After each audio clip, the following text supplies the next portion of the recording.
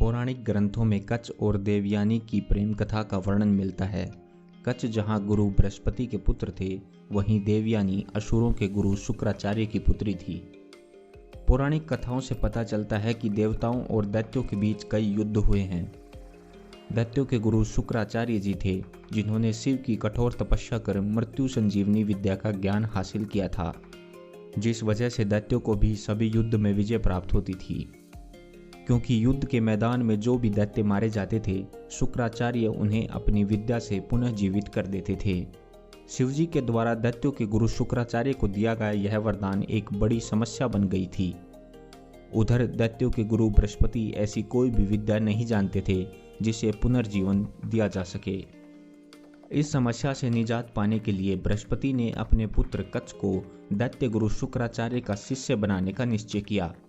उन्होंने अपने पुत्र से कहा कि वह शुक्राचार्य के पास जाकर मृत्यु संजीवनी विद्या का ज्ञान प्राप्त करे।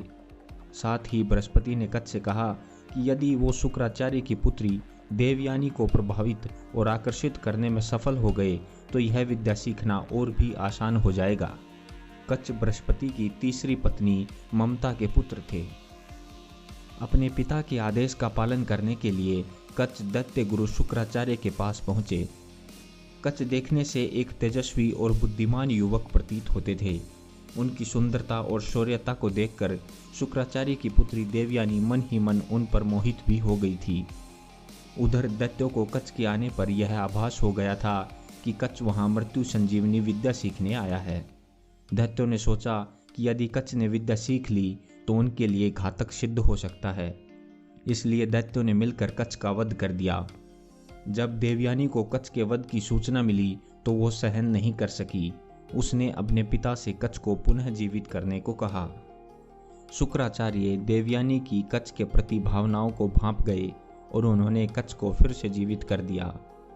जैसे ही दैत्यों को पता लगा तो उन्होंने कच्छ को फिर से मार दिया, परंतु पुत्री प्रेम हेतु गुरु शुक्र ने कच्छ को पुनः जीवित कर दिया।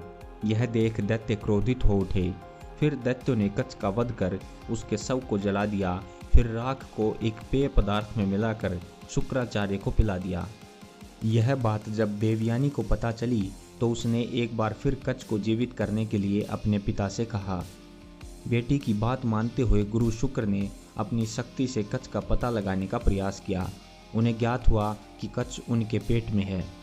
यह जान शुक्राचार्य संकट में पड़ गए कि यदि वो कच्छ को जीवित करते हैं तो स्वयं मृत्यु को प्राप्त होंगे। तब उन्होंने कच्छ की आत्मा को मृत्यु संजीवनी का ज्ञान दिया, जिससे कच्छ गुरु के पेट से बाहर निकल आया और गुरु की मृत्यु हो गई। तब कच्छ ने उस विद्या का उपयोग करके गुरु को पुनः जीवित कर दिया।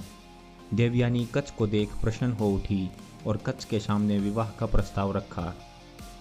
कच्छ ने उत्तर दिया कि वो गुरु शुक्र के पेट से निकला है, अतः उनके पुत्र समान है। इसी कारण मैं तुम्हारे भाई के समान हूँ। कच्छ ने देवयानी को यह भी बताया कि वो मृत्यु संजीवनी की विद्या प्राप्त करने आया था और अब उसके देवलोक वापस जाने का समय आ गया है। कच्छ के विवाह प्रस्ताव ठुकराने से देवयानी की भावनाओं को ठेस पहुंची और उसने कच्छ को श्राप दिया कि वह कभी इस विद्या का प्रयोग नहीं कर पाएगा। ऐसा श्राप सुनकर कच्छ भी क्रोधित हो उठे और देवयानी को श्राप दिया कि उसका विवाह एक चरित्रहीन व्यक्ति से होगा। इतना कहकर कच्छ देवलोक वापस चले गए और बाद में देवयानी का विवाह राजा ययाति के साथ संपन्न हुआ।